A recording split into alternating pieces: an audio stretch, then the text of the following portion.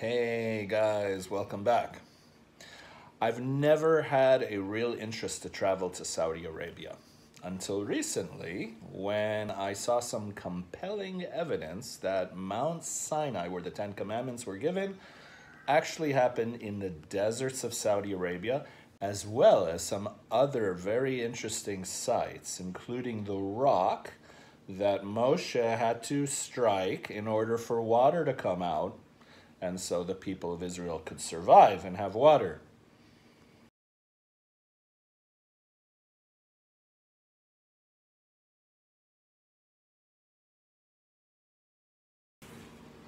So concerning the water rock incident, which is a topic of this week's Parsha, a lot of questions come up, at least for me. The first question is, from this incident where Moses hits the rock, he's told that he's not allowed to shepherd the children of Israel after 40 years in the wilderness. He's not allowed to accompany them into the land of Israel. And so this water rock incident actually ends his career, which is terrible, terrible.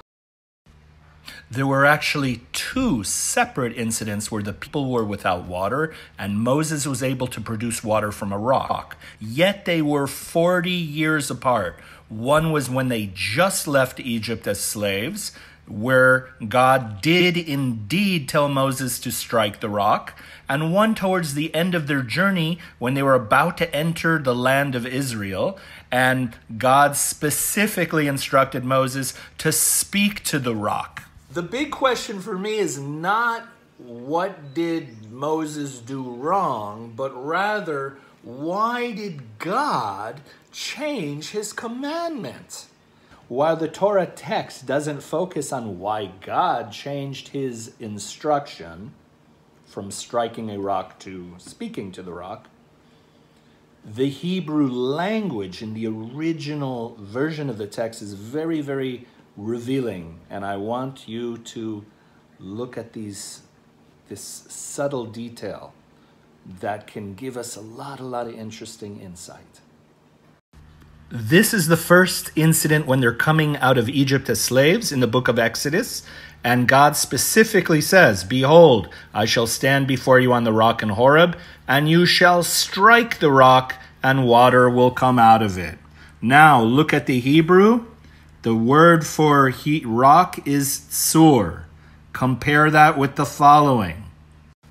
We're now 40 years later in the book of Numbers, and the text says, "Take the staff, assemble the congregation, speak to the rock in their presence, that it shall give you water." Look at the word for rock in the text here. It is Cella.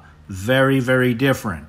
Only in the Hebrew will you see this subtle but powerful difference in the text. So what exactly is a difference between a tsur, a rock that you're supposed to strike, and a Cella, which is a kind of rock that you're supposed to address with words rather than coercion and striking? Well, the difference is like this. The tsur is a non-porous rock. Non-porous means that it doesn't have any holes, that its border cannot be penetrated, and it doesn't have the ability to contain air or water in this case. Whereas a Cella is a kind of rock that is porous, that water and air can get through its little holes. If you take the Hebrew word Cella and you take the three letters, Samech, Lamed, and Ayin, and you take each one of those Hebrew letters and spell it out as a word. So Samech would be Samech, Lamed, Ayin, and now go to the middle letter of those three words, Samech, Lamed, Ayin, and you'll have Mem, and Yud, which combined spell the word Mayim. So even in the Hebrew word for rock, Cella, in the middle of the word, in the middle of the letters, is the word Mayim, water. Water is contained within the Cella. Fascinating insights from the Hebrew language. So what exactly went wrong with Moses between the two incidents? And I think it's like this. I think as a teacher, as an educator, I can tell you that even if I covered one grade with different groups, different classes, no two groups were the same. In fact, it was kind of amusing. The curriculum was the same. The goals of education were the same, but you kind of had to get a feel for the room. You kind of got to get to know who your students are. And once you intuitively read your group, you'll intuitively know what is the best approach for every group. When Bnei Israel, the children of Israel, were leaving Egypt, these were slaves. You know, these were slaves who've never had a free will thought in their mind in their entire lives. So here God says you may have to use your rod a little bit and shake them up. You may have to give them a few patches to wake them up. They're non-porous. You cannot penetrate them. Such a hard shell that the only way to get through with them is probably to use a little patch from the rod, right? But fast forward 40 years, and this is a new generation. The old generation of the wilderness has already died out. The new generation, born in the wilderness, preparing for civilization, needed another approach. Moshe needed to read his audience. He needed to get a feel for the new group. And that is why we're going to answer the original question. Why did God change things around? Why not just be consistent and keep the instruction consistent? And the answer to that is because it's a completely different generation. So if there's one last thought of wisdom that I would like to propose, it's that we've all had our journeys in life, and sometimes in the past, something worked, but it worked in that context, in that stage of life that you were in.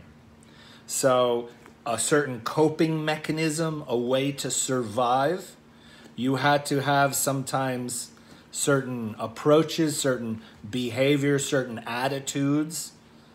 But the thing about life is if you were to use that same approach today at the station of life that you're currently in, it could backfire. It could lead to very, very terrible consequences.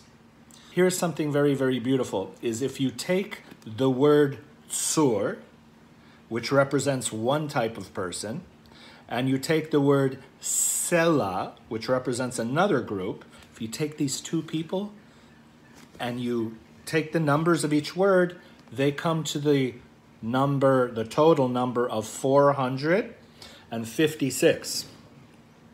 What other word do we have in Hebrew that's 456? Is the Hebrew word kotel, which means the Wailing Wall in Yerushalayim, in Jerusalem, the holy wall that we go to cry our tears. And what is the connection between the two types of people, or the two types of stones, and the holy wall of Jerusalem? Is anyone that's had an experience there knows that it doesn't matter what your background is. It doesn't matter what your history is or what kind of person you're made up as. When you go to the holy wall, spirit takes over. Shekhinah can be felt. God has this way of reaching into your insides, whether you're porous or non-porous. The Kotel, God's presence alone in the holy city of Jerusalem, will penetrate any depth, any heart. No walls can stand before the Holy One. So may we all have the sincerity of heart to do our best in this world. It's not an easy place.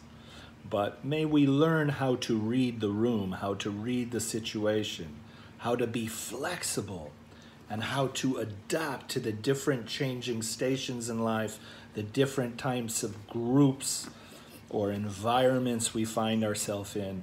May we move from strength to strength and success to success. Have a good week, and Shabbat Shalom.